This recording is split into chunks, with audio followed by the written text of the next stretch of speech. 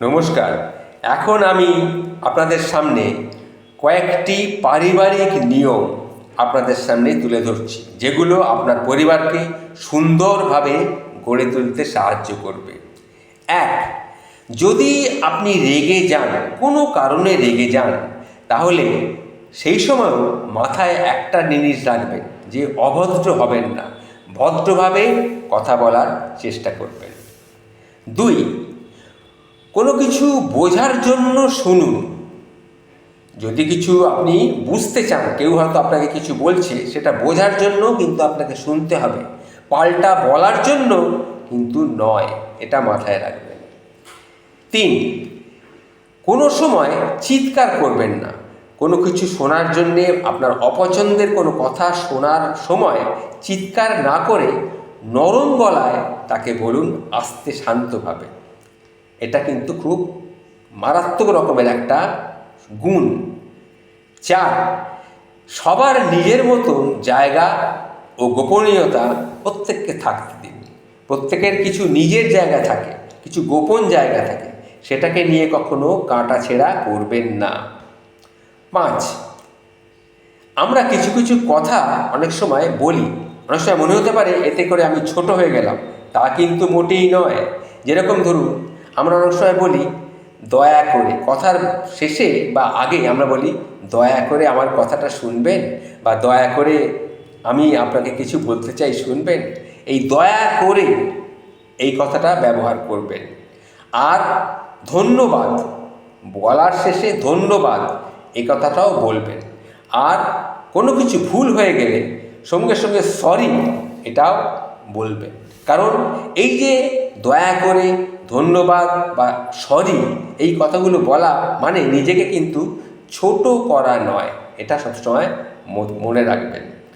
আর একসাথে খেতে বসলে, হয়তো একসঙ্গে সবাই খেতে বসেছেন, আপনার হাতে একটা মোবাইল ছিল, সেই মোবাইলটাকে অফ করে রেখে দিন, বন্ধ করে রেখে দিন।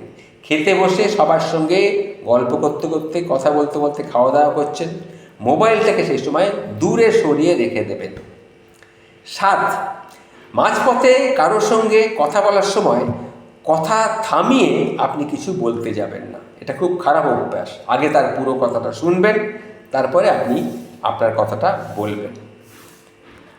আরেকটা কী করতে হবে না, 8 নম্বরে বলবো আমি, কেউ বলার আগেই সাহায্য করুন। হয়তো তার সাহায্যের প্রয়োজন, আপনি বুঝতে পারছেন, সেটা বলার আগেই আপনি তাকে সাহায্যের হাত তার দিকে বাড়িয়ে দিন।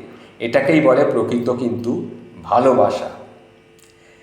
আর যদি কাউকে কথা আপনি দেন, এটা 9 নম্বরে বলছি, কাউকে যদি আপনি কথা দেন, সেটা কিন্তু রাখবার চেষ্টা করবেন। যত ছোট কথাই হোক, সেটা কিন্তু রাখবার চেষ্টা করবেন।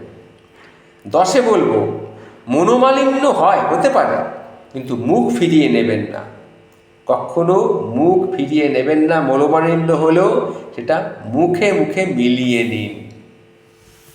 11, কারো খুশির খবরকে কখনো ছোট করে দেখবেন না। কোনো একটা খুশির খবর আপনি শুনলেন, সেটা কখনো আপনার কাছে যেন ছোট না হয়, ভাববেন না এ আর কি, এরকম কখনো ভাববেন না।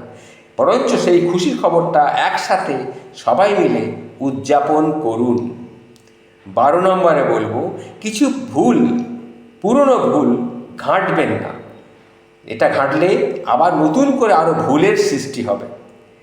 নতুন সম্পর্ক তৈরি করুন। 13, ক্ষমা করতে শিখুন। তাতে কি হয় না, ভালোবাসা আরও গভীর হয়। আপনি যত মানুষকে ক্ষমা করবেন, দেখবেন ভালোবাসা আপনার আরও গভীর হবে। 14, সবাই মিলে একসাথে বাঁচুন, একসাথে হাসুন। আর 15 নম্বরে বলবো, মনে রাখবেন, আমরা প্রত্যেকেই কিন্তু একটা টিম, একে অপরকে সাহায্য করেই, সহযোগিতা করেই আমরা কিন্তু বেঁচে আছি।